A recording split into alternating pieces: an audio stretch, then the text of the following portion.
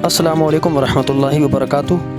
मैं अज दी वीडियो तुहाडे सामने लैके आया कि साडे पिंड बयाख दा और कल्याल दा और जिहड़ा सोडी तो कल्याल रोड आ रहे हैं, त्रियां रोडां दी हालत इतनी ख़राब हो चुकी है कि दस्सण तो बाहर है। कितनी बारी मैं फोटो अपलोड कीते ने, वीडियो अपलोड की, तुसीं वेखी होनी है। यह जिहड़ी साडी जगह है ना, इस जगह की इतनी खतरनाक हालत आई भाई यकीन करो, अगर बंदा मोटरसाइकिल ते 2-3 सवारियां चढ़ा के आ रहा होवे ना तो सवारी नूं लाना पौंदा, बगैर सवारी लाए तो मोटरसाइकिल चढ़दा भी नहीं।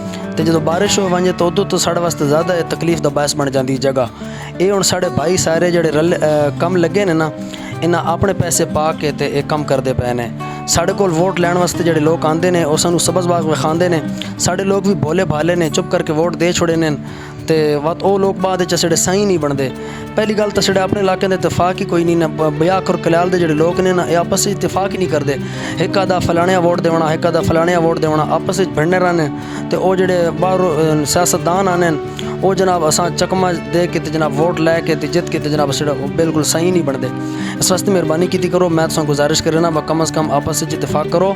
तो हम जो भी आवे ना उस आखो पहले साढ़े रोड बना बिल्कुल टाइट करके, तो अगली तेरी गल सुनेगी बाद असी तेरी गल ही नहीं सुनते, तो उन्हें दी गल तुम आए ही ना करो। तो मेरी वीडियो ज़्यादा तो ज़्यादा शेयर करो। बहुत शुक्रिया।